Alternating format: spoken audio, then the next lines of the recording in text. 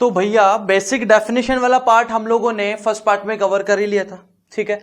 Basic definition हो गई, centricity related property हो गई, फोकल डायरेक्ट्रिक्स प्रॉपर्टी हो गई, ये सारी चीजें हम लोगों ने फर्स्ट पार्ट में कवर कर ली थी, अलग अलग टाइप के ellipse and equation of chord. आज हम लोग स्टार्ट करेंगे position of point, tangent and normal, ठीक है। यानी आज वाला पूरा पार्ट जो रहेगा थोड़ा सा इंपॉर्टेंट पार्ट है, क्योंकि क्वेश्चन अक्सर इसी पार्ट से बनता है, ठीक है। तो आज हम लोग स्टार्ट करते हैं पॉइंट एंड एलिप्स। सबसे पहले हम बात करेंगे पोजीशन ऑफ ए पॉइंट की। ये डिस्कशन हम लोगों ने पैराबोला में कंप्लीट कर लिया है, सर्कल में कंप्लीट कर लिया है, एज इट इज यहां पर भी उसी तरीके से एप्लीकेबल होगा। आपको बस एक पॉइंट का पता करना है, एंड वो पॉइंट क्या है कि ये अगर पॉइंट सर्कल के अंदर है, ये तो सर सर्कल में पड़ा था ना। एलिप्स की भी हम बात करेंगे, तो अगर पॉइंट एलिप्स के अंदर है, S1 लेस देन 0 होता है, जैसे सर्कल में होता था, जैसे पैराबोला में होता था। अच्छा, यहां पे पोजीशन के बारे में बात करूं तो ये इंटीरियर पार्ट होता है, this is interior part, this is interior part, ये इंटीरियर पार्ट हो जाएगा एलिप्स का। तो इसके अंदर जैसे ये पॉइंट अंदर है, ये पॉइंट एलिप्स पे है, ये पॉइंट एलिप्स के बाहर हो जाएगा। तो अगर मैं बोलूं कि ये एलिप्स की इक्वेशन है, उस पॉइंट का कोऑर्डिनेट ले लीजिए x1 y1 है, x1 y1 अगर यहां पे पुट करेंगे तो हमारे को ये जो एक्सप्रेशन मिलता है, इसको हम बोलते हैं S1। इसको हम क्या बोलते हैं? S1 हम लोग बोलते हैं। अगर पॉइंट P जो है एलिप्स के ऊपर लाई करेगा तो इसको हम S1 इक्वल टू 0 बोलेंगे, ठीक है भाई। उसकी इक्वेशन को सेटिस्फाई करना चाहिए, तो S1 should be equal to 0। अगर इनसाइड है S1 लेस देन 0, आउटसाइड है S1 ग्रेटर देन 0। पावर भी इसको हम लोग बोलते हैं power of point with respect to ellipse, ठीक है। पावर पॉजिटिव, बाहर निकल गया, पॉजिटिव जितनी ज्यादा पावर होगी उतना ज्यादा बाहर होगा, ठीक है। तो पावर पॉजिटिव, बाहर निकल गया। पावर 0, बाउंड्री लाइन है, इसके बाहर नहीं जाना, you don't have any power, ठीक है। पावर नेगेटिव है, अंदर के अंदर ही रहना, ये जो बाउंड्री कवच है इसके बाहर नहीं निकलना चाहिए। Find the position of point 1, 0, 3, 0, 4, 0 with respect to the ellipse. इनमें तो कुछ सोचना ही नहीं है, डायग्राम बना के, चित्र बना के वैसे ही हम लोग बता सकते हैं। 3, 0 यहां पर होगा, 1, 0 यहां पर होगा, 4, 0 यहां पर होगा। तो ये तो चिंटू सवाल है भाई, इनमें तो कुछ भी हमारे को नहीं करना, S1 भी कैलकुलेट करने की जरूरत नहीं थी। अगर मैंने आपको पॉइंट दे दिया होता 2, 2, यहां पर मैंने आपको दे दिया 2, 2, ठीक है। अब इसके बारे में क्या ख्याल है सर आपका? 2, 2 अगर मैं पुट करूंगा, आई विल गेट S1। भाई इस टाइप के पॉइंट में हमारे को S1 निकालने की जरूरत है, इनको तो डायरेक्ट डायग्रामेटिकली हम सुलटा देंगे, ऐसे ऐसे ऐसे ऐसे। क्लियर है ना बात? ये 2, 2 जो पॉइंट है, इसकी पोजीशन चेक करने के लिए, अब यहां पे हमें कंफ्यूजन होगा थोड़ा सा, तो इसकी पोजीशन चेक करने के लिए अब हम किसका यूज करेंगे? S1 का यूज करेंगे। 2, 2 से अगर सेटिस्फाई कराएंगे, वी विल गेट 4/9 प्लस 4/4 -1, यानी ये वैल्यू क्या आ जाएगी? 4/9 ग्रेटर देन 0 है, यानी ये पॉइंट जो होगा आउटसाइड होगा। ये पॉइंट कहां पर होगा? आउटसाइड होगा, आउटसाइड द एलिप्स होगा।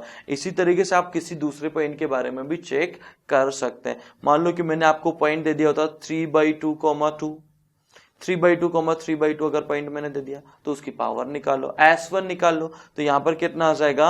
9/4 इंटू 9, यहां पर आ जाएगा 9/4 इंटू 4 -1, 9 से 9 कैंसिल, ठीक है। 9 से 9 अगर कैंसिल हो गया तो यहां पर आ जाएगा 1/4 प्लस 9 कितना आ जाएगा 16 -1। इसकी वैल्यू चेक कर लो, इसकी वैल्यू चेक कर लो भाई, ये 0.25 है, ठीक है। ये जो है 0.75 तो हो नहीं सकता, आधा, ठीक है। तो ये आधे से थोड़ा सा ज्यादा है, तो ये वैल्यू नेगेटिव हो जाएगी, यानी ये पॉइंट एलिप्स के अंदर होगा। टेंजेंट टू एलिप्स की हम लोग बात करेंगे। सबसे पहले हम डिस्कस करते हैं लाइन एंड एलिप्स। लाइन जो है एलिप्स के लिए क्या क्या हो सकती है, एक एलिप्स में, एक लाइन में क्या क्या रिश्ता हो सकता है, ठीक है। तो यहां पर 3 टाइप की रिश्तेदारी पॉसिबल है भाई साहब, ठीक है। 3 टाइप की रिश्तेदारी पॉसिबल है, या तो लाइन जो होगी बिल्कुल बाहर होगी, ठीक है भाई साहब, बहुत दूर दूर जा रही है लाइन, तो यानी इन दोनों का कोई रिश्ता नहीं है। एलिप्स का और इस लाइन का कोई रिश्ता नहीं है, ये बिल्कुल अंदर होके निकल रही है, एलिप्स के अंदर होके निकल रही है, यानी ये क्या हो जाएगी? सीकेंट हो जाएगी, ठीक है। ये जस्ट टच करके निकल रही है, इसको हम बोलेंगे टेंजेंट, ठीक है। तो अगर मान लो कि मैंने लाइन की इक्वेशन ले ली y equal to mx plus C, ellipse की इक्वेशन ये ले ली। अब हमारे को इनका नेचर पता करने के लिए दोनों की इक्वेशन को आप सोल्व कर लीजिए। दोनों की इक्वेशन को सोल्व करेंगे, we will get a quadratic equation. ये हमारी को क्वाड्रेटिक इक्वेशन मिल जाएगी, x में क्वाड्रेटिक इक्वेशन मिल जाएगी। इसका ये डिस्क्रिमिनेंट मैंने लिख दिया। डिस्क्रिमिनेंट क्यों लिख दिया सर आपने? डिस्क्रिमिनेंट इसलिए क्योंकि नेचर ऑफ रूट्स हमें तभी पता चलेंगे जब हम लोग डिस्क्रिमिनेंट निकाल लेंगे, तो हम नेचर ऑफ रूट के बारे में कुछ बोल सकते हैं। d अगर ग्रेटर देन 0 है, we will have two different values of x। अगर दो अलग अलग x की वैल्यू आ रही है, we will have two different values of x, यानी d ग्रेटर देन 0 होने पे line will be secant. Line और एलिप्स में क्या रिश्ता हो जाएगा? लाइन एलिप्स की सीकेंट हो जाएगी, ठीक है ना भाई। d इक्वल टू 0 हो गया, जस्ट टच हो रही है, तो वहां पर लाइन एलिप्स के लिए क्या हो जाएगी?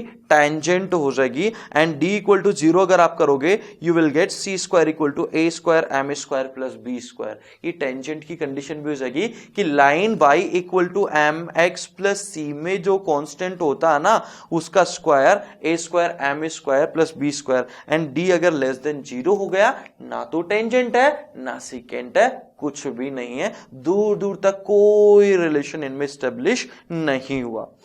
अब हम लोगों ने d इक्वल टू 0 करके ये वैल्यू फाइंड आउट करी थी। d इक्वल टू 0 अगर हो गया तो line will be tangent. Tangent वाले केस में c will be equal to plus minus square root of a square m square plus b square. And भैया हमने m स्लोप वाली टेंजेंट की इक्वेशन लिख डाली है। m स्लोप वाली टेंजेंट की इक्वेशन क्या हो जाएगी? y equal to mx plus minus square root of a square m square plus b square. ये किसकी इक्वेशन हो जाएगी? टेंजेंट की इक्वेशन हो जाएगी स्लोप फॉर्म में। ये किसकी इक्वेशन हो जाएगी? स्लोप फॉर्म में टेंजेंट की इक्वेशन हो जाएगी। एक इंपॉर्टेंट पॉइंट यहां से हम क्या बोल सकते हैं? y इक्वल टू प्लस भी आ रहा है माइनस भी आ रहा है, प्लस भी आ रहा है माइनस भी आ रहा है, जरा ध्यान से देखना।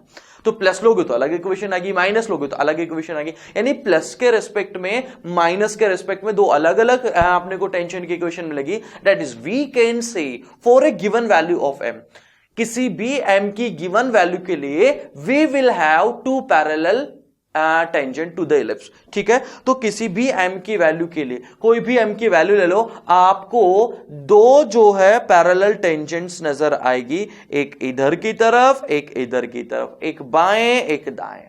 क्लियर बात? Find equation of tangent to the ellipse which is parallel to y plus 2x equal to 4।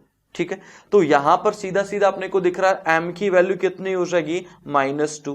ठीक है, माइनस का a अपॉन b, तो ये कितना हो जाएगा? माइनस का 2 हो जाएगा। m स्लोप कितना है? -2 है।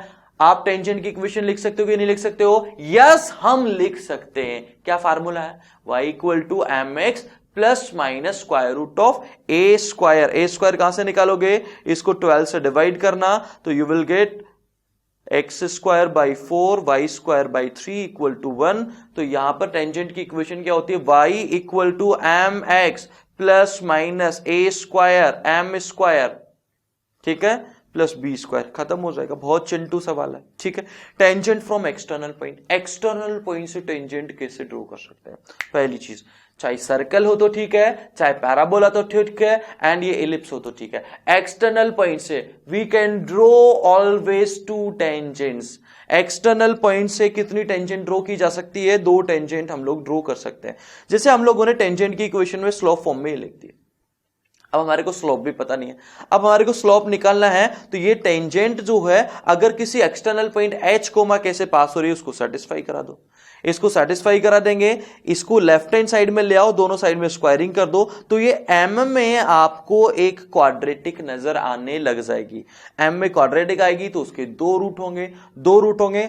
एक और चीज मैं आप लोगों को बोल रहा हूं, एक्सटर्नल पॉइंट से ऑलवेज 2 टेंजेंट ड्रॉ की जा सकती है। एक्सटर्नल पॉइंट से ऑलवेज ही 2 टेंजेंट ड्रॉ की जा सकती है। तो हमारे को 2m की वैल्यू मिलेगी, लेकिन बाई कैलकुलेशन अगर m की एक ही वैल्यू आ रही है, मतलब दूसरी वैल्यू क्या है? नॉट डिफाइंड है। यानी एक टेंजेंट y एक्सिस के पैरेलल y एक्सिस के पैरेलल है तो उसका स्लोप नहीं निकाल सकते, तो नहीं निकाल सकते तो वो निकलेगा कैसे? तो बाय कैलकुलेशन, ये मैंने आपको सर्कल में भी बताया था, इलिप्स में, पैराबोला में बताया था ये कंसेप्ट। ठीक है, तो by calculation if you are getting only one value of m, that means other value is not defined, that is one of the tangent is parallel to y axis.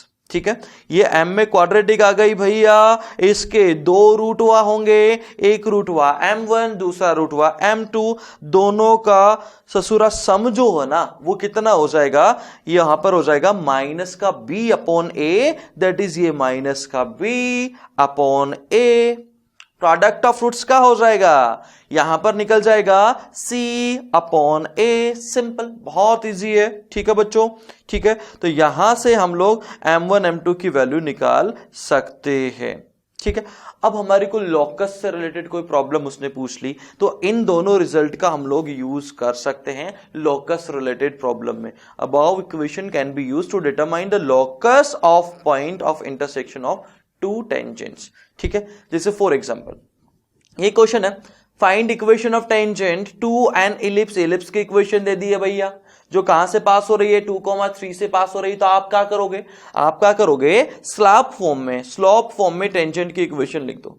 Slope form में किसकी equation लिख दो, tangent की equation लिख दो। तो y equal to m x plus minus square root of a square m square plus b square. ये method 1 जो हम लोगों ने पढ़ी उससे डिस्कस कर रहा हूं मैं पहले। तो 2,3 से इसको सेटिस्फाई करा दो। 3 equal to 2m plus minus a square. A square कहां से निकालोगे भाई, यहां से पहले इसको सिंप्लीफाइड फॉर्म में लिखो, ए स्क्वायर यानी 16, एम स्क्वायर हमें पता नहीं है, प्लस बी स्क्वायर ही हो जाएगा। इसको इधर लाके स्क्वायरिंग कर दो तो 2m माइनस का 2m प्लस 3 का square equal to 16m square plus 9। You will get a quadratic, m की दो वैल्यू निकल जाएगी। ये दूसरी मेथड हम लोग और देख लेते हैं। ये एक और मेथड है, यहां पर इस पॉइंट से पास होने वाली हमने क्या लिख दी, टेंजेंट लाइन की इक्वेशन लिख दी। ठीक है, तो पॉइंट हमारे को पता, बस हमारे को स्लोप पता नहीं, इसको इस तरीके से लिख दिया हम लोगों ने। ठीक है, अब यहां पे m स्लोप की टेंजेंट है तो ये जो कांस्टेंट पार्ट है this should be equal to a square m square plus b square.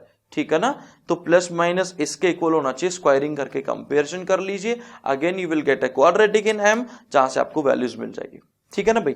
अच्छा, यहां पर सेकंड वाले अप्रोच से आपने m की वैल्यू निकाल दी। अब उसके बाद में वापस से ये फॉर्म यूज मत कर लेना, जो आपने सॉल्व किया है उसके बाद में वापस से ये फॉर्म यूज मत कर लेना भाई कि m के रेस्पेक्ट में -1 के रेस्पेक्ट में 2 टेंजेंट आ गई, 0 के रेस्पेक्ट में 2 टेंजेंट आ जाएगी। वापस से ये रिजल्ट यूज नहीं करना है। ठीक है ना, उसी में पुट करना है, जो फॉर्मूला हम लोगों ने लिखा था, ये टेंजेंट की इक्वेशन लिखी थी, इसमें ही पुट करना है।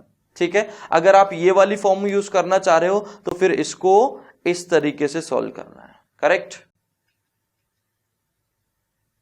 तो ये 2 टेंजेंट की इक्वेशन निकल जाएगी। नेक्स्ट हम लोग बात करते हैं डायरेक्टर सर्कल की। डायरेक्टर सर्कल की हम लोगों की बात करते हैं। इसकी डेफिनेशन सर्कल पढ़ी, पैराबोला में पढ़ी, डेफिनेशन वही रहेगी, डेफिनेशन चेंज नहीं होगी। What is director circle? It is locus of point of intersection of perpendicular tangents. तो टेंजेंट्स अगर परपेंडिकुलर है तो हम लोगों ने देखा था m1 m2 बराबर इतना आ रहा था, तो m1 m2 की वैल्यू कितना होना चाहिए, -1 है। टेंजेंट परपेंडिकुलर, स्लोप का प्रोडक्ट -1 हो जाएगा। k square minus b square equal to a square minus h square, that is we will get x square plus y square equal to a square plus b square, which is equation of director circle. यानी आप अगर director circle निकालना चाहते हैं in case of ellipse, तो director circle is a circle. Ellipse के case में, parabola के केस में डायरेक्ट्रिक्स को ही डायरेक्टर सर्कल बोलते हैं। लोकस होता है, सर्कल नहीं है, ये चीज ध्यान रखना। In case of ellipse director circle is a circle concentric with the ellipse. Ellipse के साथ में ही कॉन्सेंट्रिक है एंड उसकी रेडियस जो है वो क्या हो जाएगी, radius will be equal to square root of a square plus b square. ये उसकी क्या हो जाएगी, रेडियस हो जाएगी। ठीक है ना भैया, तो ये इसकी रेडियस हो जाएगी।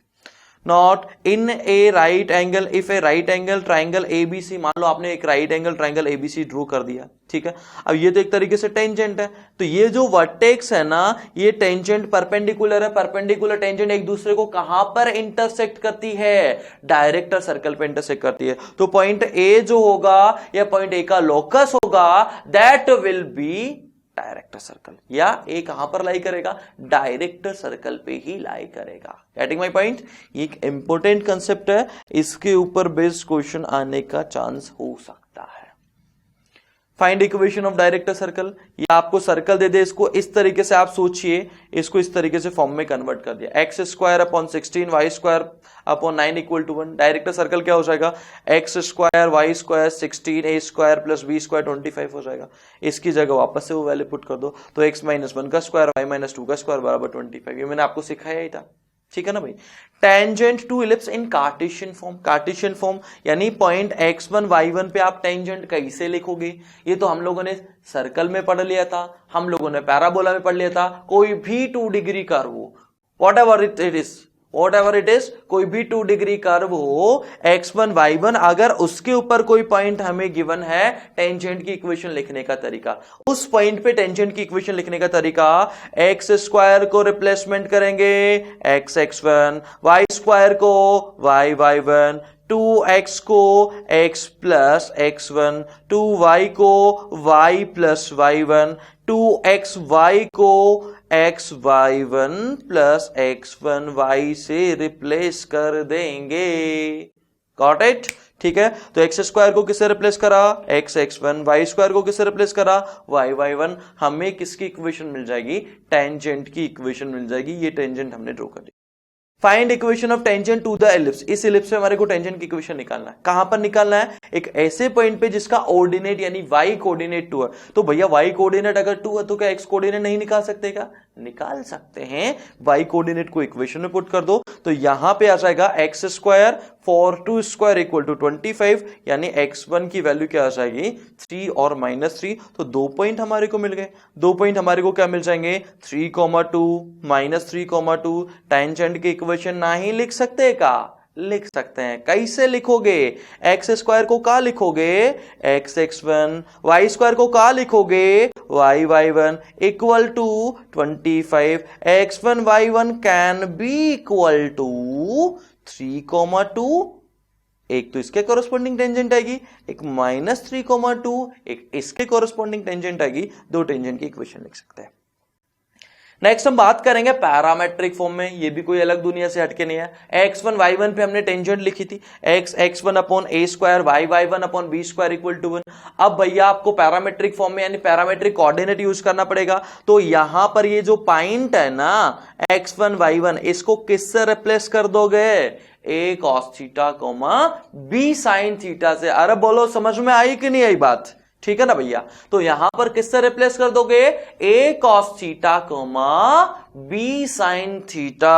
अगर आपको समझ में नहीं आए तो आगे नहीं बढ़ेंगे हम लोग, जल्दी से कमेंट वा करके बताइए भाई, फटाफट से कमेंट करके बताएंगे समझ में आए कि नहीं आपको। तो यहां पे x1 y1 की जगह a cos theta b sin theta अगर हम पुट करेंगे, we will get x a cos theta upon a square, y b sin theta upon b square equal to 1। a cancel, b cancel, we will get x cos theta upon a, y sin theta upon b। This is equation of tangent in parametric form, ठीक है।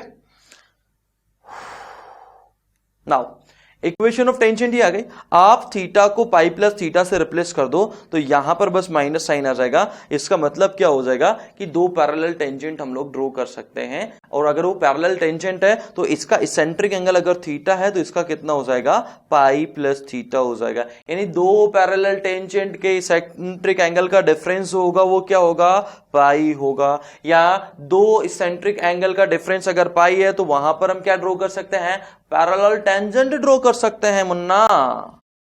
Next हम लोग बात करेंगे point of intersection of tangent at alpha and beta. Alpha and beta पे हम लोग tangent की बात करेंगे। पॉइंट ऑफ इंटरसेक्शन क्या होगा, तो टेंजेंट तो लिखना आपको आता ही है, अभी हम लोगों ने सीखा ही है ना भाई, ठीक है। तो यहां पे अल्फा पे टेंजेंट की इक्वेशन लिख दो। अल्फा पे टेंजेंट की इक्वेशन क्या आ जाएगी, अभी जस्ट हम लोगों ने देखा है x cos alpha upon a, y sin alpha upon b equal to 1। एक टेंजेंट ही आ गई। दूसरी टेंजेंट आ जाएगी x cos beta upon a plus y sin beta upon b equal to 1 हो जाएगा, ठीक है। इन दोनों को सॉल्व करेंगे तो हमारे को पॉइंट ऑफ इंटरसेक्शन ये मिल जाएगा। ऐसा कैसा ही पॉइंट ऑफ इंटरसेक्शन किस में आता है, सर्कल में। बस एक ही जगह क्या होता है, वहां पर b होता है। तो पॉइंट ऑफ इंटरसेक्शन क्या आ जाएगा, a cos alpha plus beta by 2 upon cos alpha minus beta by 2, b sin alpha plus beta by 2 upon cos alpha minus beta by 2। ये याद रख लेना बस आप लोग। ऐसा कैसा ही क्वेश्चन हम लोगों ने कहां पे करा था, हम लोगों ने करा था सर्कल में। Locus of point of intersection of pair of tangent of the ellipse if the difference of eccentric angle of their point of contact is 2 pi by 3। तो यहां पर मॉड अल्फा माइनस बीटा की value 2 pi by 3 है, तो cos alpha minus beta by h comma के को आपने इस तरीके से कंसीडर कर लिया, a cos alpha plus beta by 2 upon cos alpha minus beta by 2। ये एच कोमा के लोकस निकालना था ना, हमारे को फाइंड आउट करना था लोकस, तो लोकस हमें फाइंड आउट करना था, तो उसको हम इस तरीके से लिख सकते हैं, ठीक है ना। इस तरीके से लिखबा तो यहां पर डिनोमिनेटर जो है ना वो कितना हो जाएगा, cos alpha minus beta by 2 यानी कॉस पाई बाई 3, यानी ये हो जाएगा 1/2, ठीक है। ये 1/2 हो जाएगा और ये भी कितना हो जाएगा, 1/2 हो जाएगा, ठीक है। तो यहां पर ये h हमने माना तो ये हो जाएगा, ये 1/2 है तो ये हो जाएगा 2a cos alpha plus beta by 2, यानी h अपॉन 2a हो जाएगा cos alpha plus beta by 2। बिल्कुल ऐसे के ऐसे ही k अपॉन 2 भी क्या हो जाएगा, sine alpha plus beta by 2। दोनों की स्क्वायरिंग करके जोड़ दीजिए, दोनों की स्क्वायरिंग करके जोड़ अगर आप देंगे तो आपको लोकस क्या मिल जाएगा, x square upon a square y square upon b square equal to 4 मिल जाएगा, कैटिंग, ठीक है। नेक्स्ट हम लोग देखेंगे normals to the ellipse. Normals to the ellipse की हम लोग बात कर लेते हैं भाई। टेंजेंट हम लोगों ने पढ़ लिया, अब नॉर्मल ही बची है। Normal to the ellipse simple सा फंडा है, टेंजेंट जहां पर एलिप्स को टच करेगी उसको पॉइंट ऑफ कांटेक्ट बोलेंगे। पॉइंट ऑफ कांटेक्ट पे टेंजेंट के परपेंडिकुलर अगर आप लाइन ड्रॉ कर देते हैं उसको नॉर्मल बोल देंगे। तो उसकी इक्वेशन लिख सकते हो कि नहीं लिख सकते? अरे सर बहुत इजी है, कैसे लिखोगे, कैसे लिखेंगे? टेंजेंट की इक्वेशन क्या थी, x x1 upon a square y y1 upon b square equal to 1 थी, ठीक है। तो क्या यहां से इसका टेंजेंट का हम स्लोप नहीं निकाल सकते क्या भाई?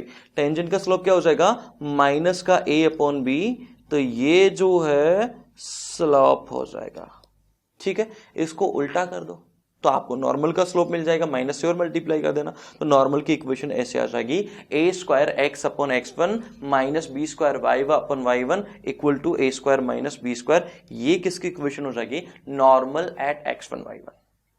Find equation of normals at the end points of latus rectum and prove that each passes through end of minor axis के। तो जैसे यहां पर ये लेटस रेक्टम का एंड पॉइंट है, पॉइंट हमारे को पता है, नॉर्मल की इक्वेशन का फॉर्मूला हम लोगों ने देखा है, x1 y1 हमारे को दे दिया, तो क्या दिक्कत है भैया, नॉर्मल नहीं लिख सकते क्या? लिख सकते हो ना। अब हमारे को आगे क्या प्रूफ करना है कि ये जो है ये नॉर्मल कहां से पास होगी, ये माइनर एक्सिस के एंड पॉइंट से पास होगी।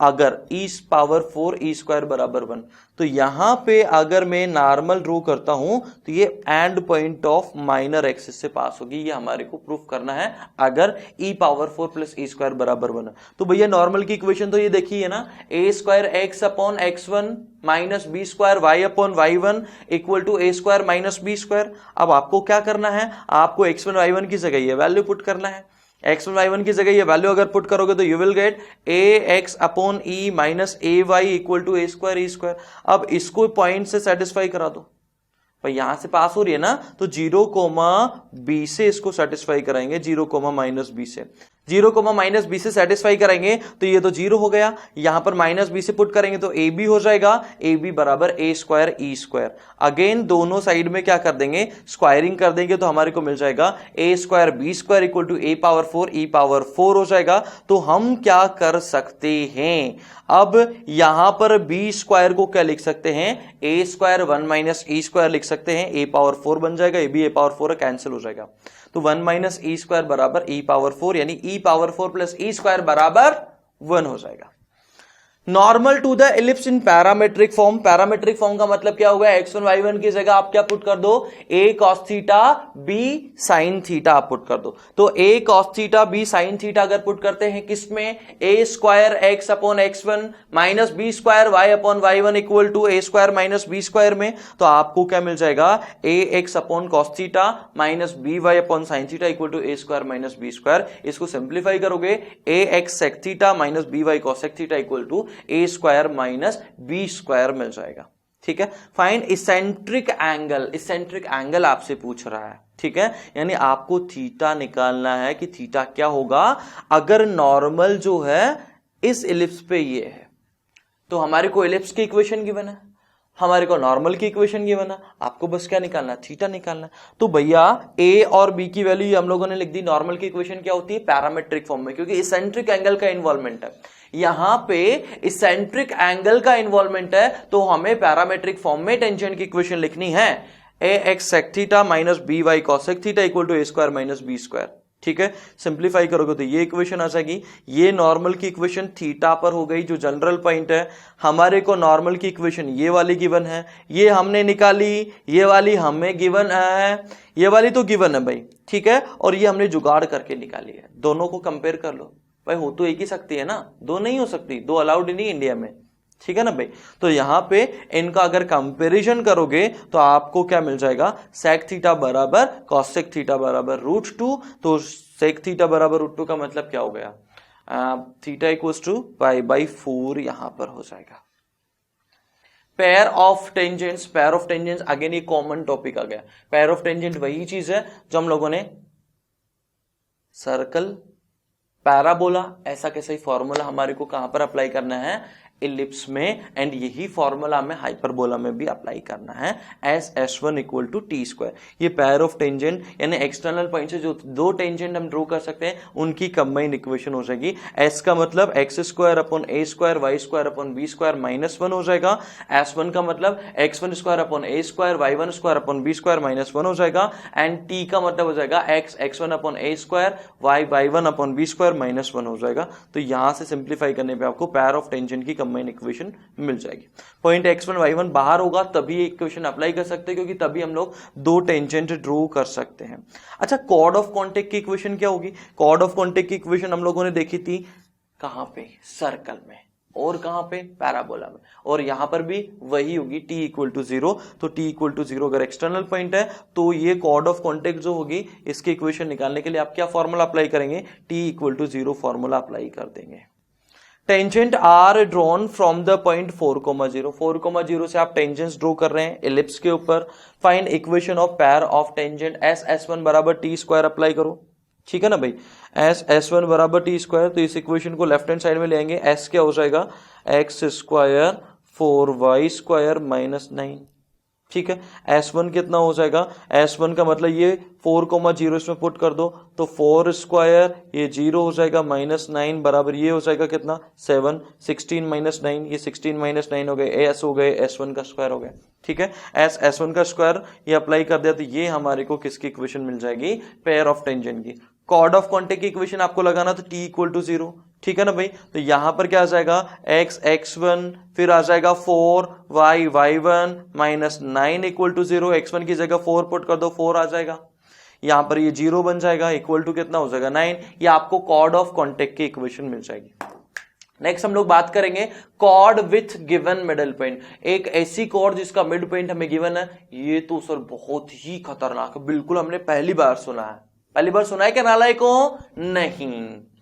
सर्कल में t बराबर S1, पैराबोला में t बराबर S1, तो यहां पर भी क्या होगा, t बराबर S1। तो हाइपरबोला में क्या होगा, t बराबर S1। अलग से दिमाग लगाने की जरूरत है क्या, नहीं सर, बिल्कुल नहीं है। तो यहां पर ये s हो जाएगा और s क्या हो जाएगा, x square upon a square y square upon b square -1, s ये हो जाएगा, t ये हो जाएगा, t बराबर S1 इसमें अप्लाई कर देंगे बस हम लोग, ठीक है। Locus of middle point of the chord, तो मिडिल पॉइंट को क्या मान लोगे, h, k, जो कहां से पास हो रही है 1,1 से। तो ये अगर मैंने इलिप्स ले लिया, मिडिल पॉइंट को मैंने h, k बोल दिया, t बराबर S1 लगा के क्या cord with given middle point की इक्वेशन लिख सकते हैं क्या, यस सर लिख सकते हैं। ये cord with given middle point की इक्वेशन आ गई। कॉर्ड कहां से पास हो रही है, 1,1 से, तो इसको 1,1 से सेटिस्फाई करा दो, ये 1,1 से सेटिस्फाई हमने करा दिया। तो ये इतना रह जाएगा, h को x से रिप्लेस करो, k को y से रिप्लेस करो, you will get equation of chord. तो इसको सिंप्लीफाई करने पे हमारे को क्या मिल जाएगा, मिड पॉइंट, कॉर्ड के मिड पॉइंट का लोकस मिल जाएगा, h, k का लोकस हमें मिल जाएगा। नेक्स्ट हम लोग बात करेंगे डायामीटर की। डायामीटर सर ये क्या होता है, अरे भाई वही होता है जो मंजूर खुदा होता है, नालायक को, सिंपल सी बात है। Locus of middle point, locus of middle point of a system of parallel कोड। अगर आप सिस्टम ऑफ पैरेलल कोड जो हम लोगों ने पैराबोला में देखा था ना, वही सेम डेफिनेशन है। बहुत सारी पैरेलल कोड्स अगर आप ड्रॉ कर रहे हो, ये पैरेलल कोड्स आपने ड्रॉ कर दी, तो यहां पे सबके मिड पॉइंट को अगर ज्वाइन करोगे तो जो मिलेगा आपको क्या मिल जाएगा, डायमीटर मिल जाएगा, ठीक है। And in case of ellipse it passes from, कहां से पास होता है, कहां से पास होता है, बताओ बताओ बताओ बताओ, सेंटर से। इक्वेशन ऑफ डायमीटर अगर हमारे को फाइंड आउट करा तो मिड पॉइंट का कोऑर्डिनेट आपने क्या अज्यूम कर लिया, h, k अज्यूम कर लिया। h, k आपने अज्यूम करा, t बराबर s1 आपने अप्लाई कर दिया, t बराबर s1 अप्लाई कर दिया तो ये आपको कॉर्ड की इक्वेशन मिल जाएगी, इक्वेशन ऑफ कॉर्ड, ठीक है ना। अब यहां पर ये जितनी भी कॉर्ड है, सारी की सारी कॉर्ड जो है पैरेलल है, तो इनका जो है स्लोप फिक्स्ड होगा। स्लोप क्या रहेगा, फिक्स्ड होगा, या हमें गिवन होगा, तो यहां से स्लोप को इक्वेट कर दो बस। स्लोप को इक्वेट करोगे तो आपको डायमीटर क्या मिल जाएगा, y इक्वल टू माइनस का B square upon a square M into x. एक इंपॉर्टेंट पॉइंट है भाई, tangent at the extremities of parallel code, system of parallel code है, तो यहां पे अगर आप टेंजेंट ड्रॉ कर रहे हो, यहां पे टेंजेंट ड्रॉ करोगे तो ये टेंजेंट आपस में एक दूसरे को डायमीटर के एक्सटेंडेड पार्ट पे इंटरसेक्ट करेगी। ये डायमीटर इसको एक्सटेंड कर देंगे तो यहां पे ये इस डायमीटर पे जाके एक्सटेंड करेगी। कहीं पे भी आप टेंजेंट अगर ड्रॉ करोगे तो ये चीज आपको ध्यान रखना है, ठीक है ना भाई। ये डायग्राम से बहुत इजीली इसको आप समझ भी सकते हो। Tangent are drawn from the point 3,2 to the ellipse this. Find equation of chord of contact and equation of straight line joining 3,2 to the middle point of chord of contact. तो आपको इसमें क्या करना, chord of contact निकालना पहला काम।